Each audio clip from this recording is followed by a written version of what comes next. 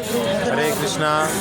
तर कीर्तन संकीर्तन करत बघा हे फक्त आम्ही आता निघालेलो आहे वृंदावनमधल्या लोकल टेम्पल दर्शनला, राधा गोपीनाथ मंदिराकडे. परत राधा गोविंद बाके बिहारी दर्शनाला आम्ही चाललेलो आहोत.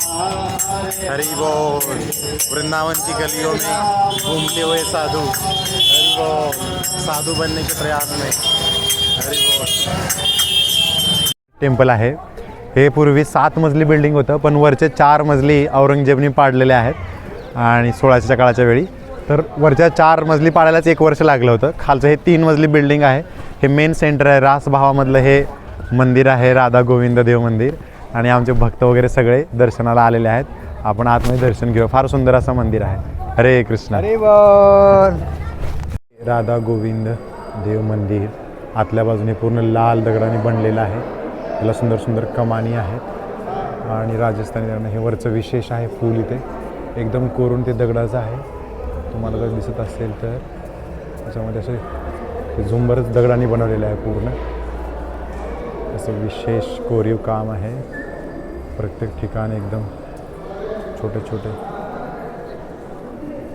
आतमध्ये इकडे दर्शनाला अलाउड नाही व्हिडिओ घ्यायला, पण तरी आपण घेतो.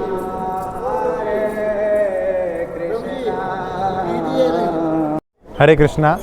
तर 5000 वर्षापूर्वी राजा वज्रनाभनी हे मंदिर कृष्णाच्या प्रसन्नतेसाठी, कृष्णाने जिथे जिथे ज्या ज्या लीला केल्या त्या ठिकाणी हे मंदिरं बांधलेली आहेत. आणि त्यानंतर 1500ला चैतन्य महाप्रभूंच्या मार्गदर्शनाखाली रूप गोस्वामींनी ती जागा पुन्हा शोधून काढले, जे काही लुप्त झाले होते स्थळं, आणि तिनं पुन्हा ते मंदिर इथं बांधले. पुन्हा मानसिंग राजा ज्यावेळी आले तर 1500 ते 1600च्या दरम्यान ह्या पिरियडमध्ये मानसिंग राजांनी हे मोठं मंदिर परत बांधलेलं आहे. आणि त्यातलं जे वरचं 4 मजली होतं ते तोडलं औरंगजेबनी. नंतर खालचे 3 मजली आहेत. असं म्हणतात की वरचे 4 मजली तोडायला पण 1 वर्ष लागला म्हणे. आणि त्यानंतर इथं बरेच माकडं आहेत तर ते आपला मोबाईल वगैरे काही घेऊ शकतात, त्यामुळे आम्ही पटकन व्हिडिओ काढतो. आणि हे खालचे 3 मजली राहिलेले तुम्ही पाहू शकता इकडे वर दाखवा. हरे कृष्ण.